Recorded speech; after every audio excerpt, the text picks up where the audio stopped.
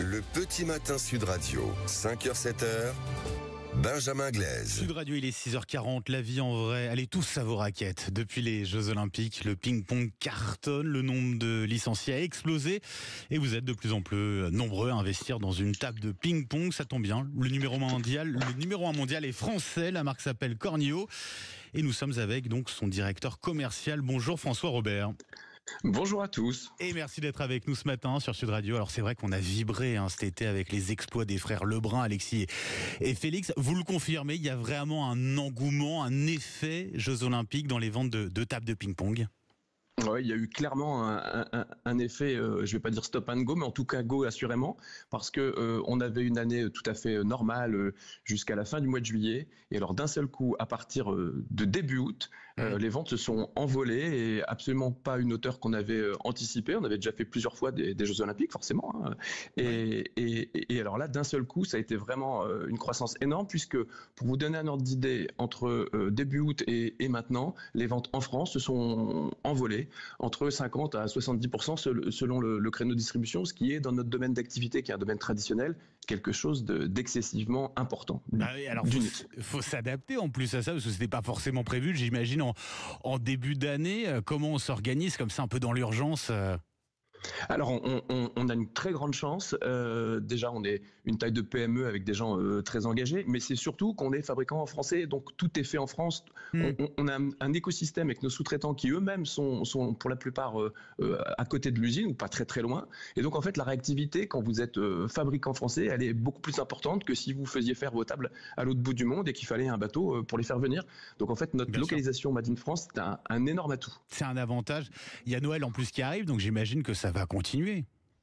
Eh ben ça continue, je peux vous le confirmer. On a les ventes du week-end de tout ce qu'on va appeler de la semaine dernière, ce qu'on appelait la période du Black Friday. Hein. Pour le coup, c'est pas très franco-français, mais peu importe. Elles sont conséquentes. Elles sont vraiment conséquentes. Elles sont conséquentes. Alors quand on regarde un petit peu les compétitions de ping-pong, il y a les frères Lebrun. Très clairement, voilà, on a des Français qui cartonnent.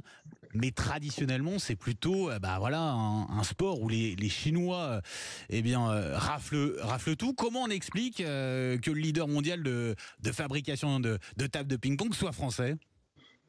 Eh bien, je pense qu'en fait, et l'entreprise et la distribution française ont su dynamiser ce sport.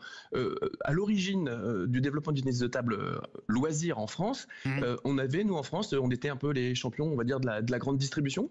Et donc, en fait, très tôt, les grands distributeurs français ont fait de la table de ping-pong un produit d'appel d'offres. Et donc, en fait, ça a popularisé énormément. Ils ont fait beaucoup de promotions, des tracts promotionnels, beaucoup à l'époque. Ils ont fait énormément de promotions pour attirer les clients dans le magasin pour acheter probablement des produits alimentaires.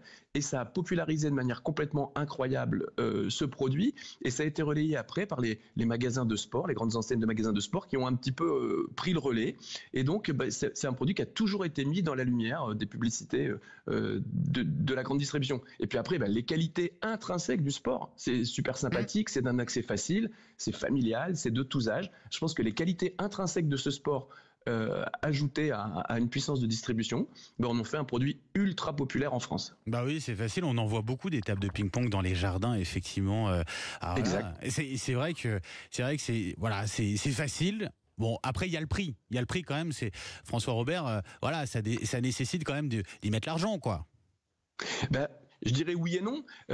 Oui et non parce que d'un côté c'est un produit dit d'investissement, c'est un produit que vous allez pouvoir garder excessivement longtemps. Alors on a la particularité nous de faire des tables excessivement durables, elles peuvent rester dehors sous la pluie, sous la neige, etc., etc.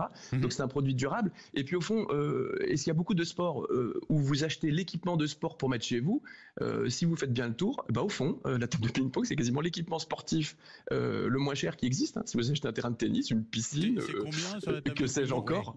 Sur une table de ping-pong, c'est combien à peu près?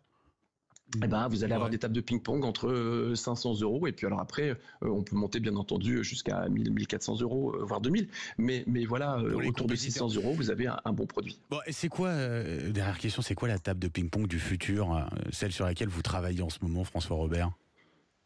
Alors, vous savez ce que c'est, les entreprises, quand ils font de la R&D, il y a plein de choses qui sont à la fois dans leurs souhaits et puis à la fois dans les réalités. Oui. Allez, je vais vous dire qu'on a plein de choses dans les cartons. Il y aura des choses super sympathiques. Mais là, tout de suite, maintenant, ce serait un petit peu me vanter que de vous donner un indice. Ah, c'est dommage. Bon, en tout cas, la plus innovante aujourd'hui. Oui, si vous regardez l'histoire de la table de ping-pong, l'entreprise Cornio, et c'est peut-être une des raisons de son succès, elle a été très très très inventrice sur les années. Les tables qui vont dehors, je vous l'ai dit, les tables qui ne sont plus vertes, qui deviennent bleues, qui deviennent grises, etc. Les grandes roulettes, les freins, les systèmes de sécurité, le système qui fait que la table est très compacte. Ben voilà, donc comptez sur nous, on est créatif, on est inventif, mais on est humble, donc on va attendre un petit peu de ne pas vendre la peau de l'ours avant de l'avoir tué. Ce sera l'occasion de vous inviter de nouveau. Merci beaucoup François Vaubert, avec grand plaisir. Directeur commercial de Cornio, leader mondial de la fabrication de tables de ping-pong, leader mondial, leader français. Merci, très bonne journée à vous.